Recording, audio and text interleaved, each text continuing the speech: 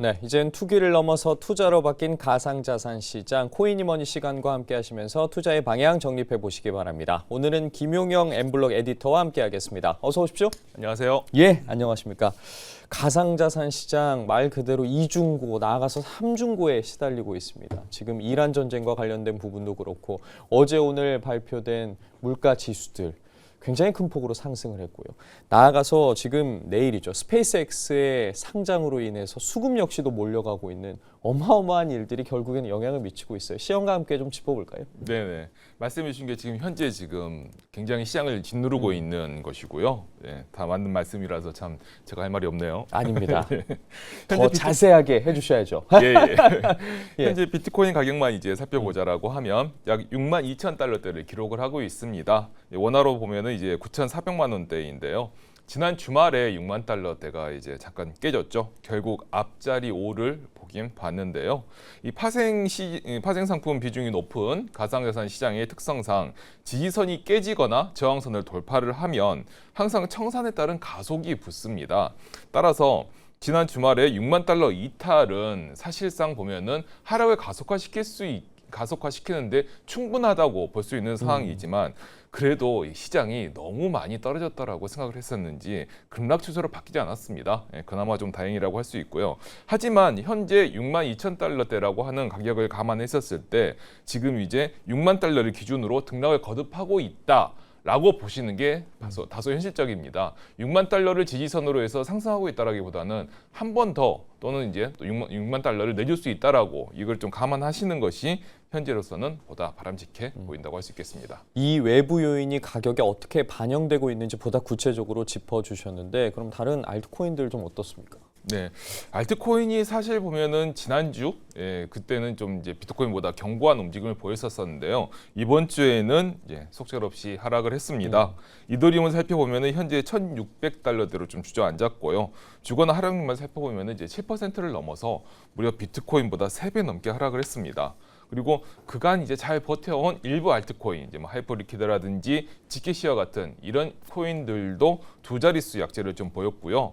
이번 주는 비트코인의 약세가 다른 알트코인까지 전이된 한 주라고 좀 말할 수가 있겠습니다. 결국에 최근에 약세를 살펴볼 때 가장 큰 부분이 기관의 매도입니다. 지금 기관들이 ETF를 통해서 매도를 2주째 이어가고 있는데 상황이 어떤지도 좀 살펴봐야 될 것 같아요.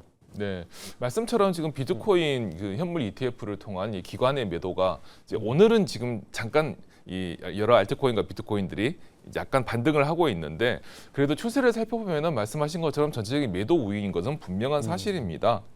지금 시간을 따져 보면은 5월 중순부터 약 4주 동안 매도 우위를 기록하고 있다라고 할 수가 있고요. 지금 4주간 총 유출 규모만 살펴보면은 54억 달러, 하나로 8조 원이 넘습니다.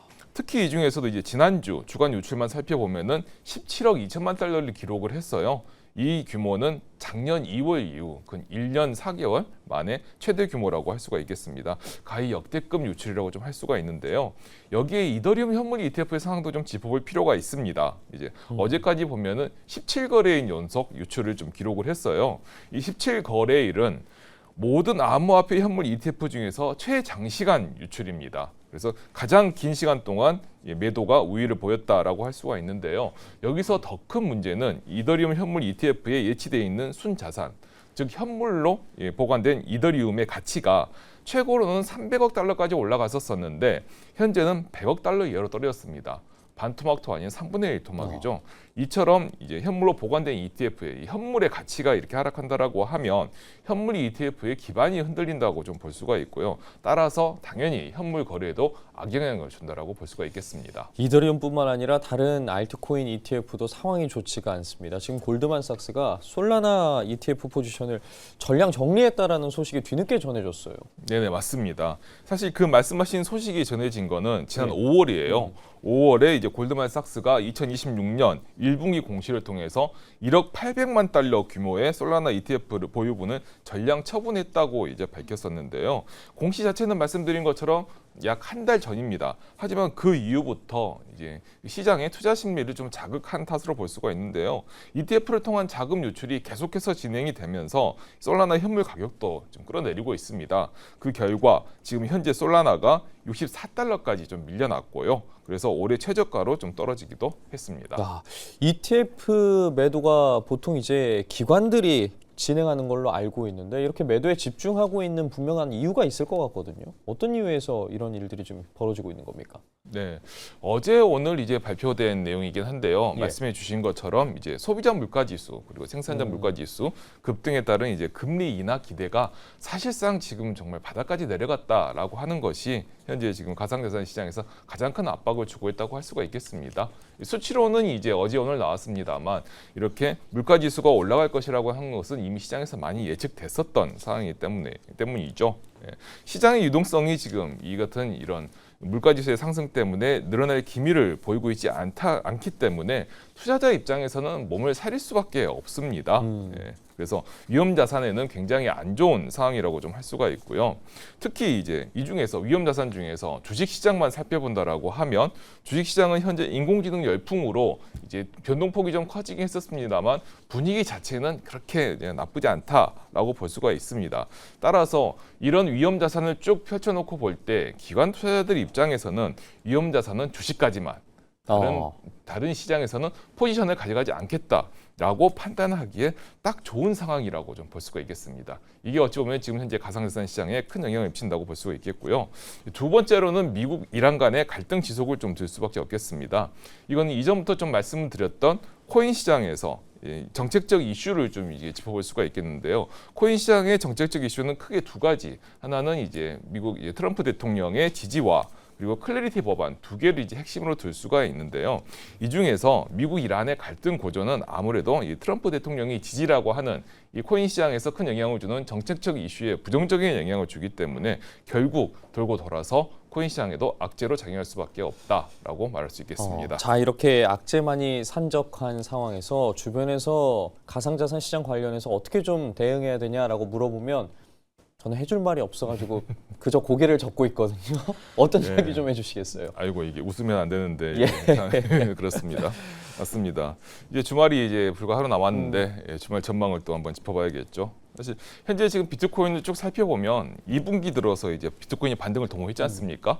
반등을 도모했음에도 지금 2분기 중반을 지나서 이제 2분기 말로 접어들고 있는데 그동안의 상승폭을 모두 내주고 지금 약세를 면치 못하고 있는 상황입니다.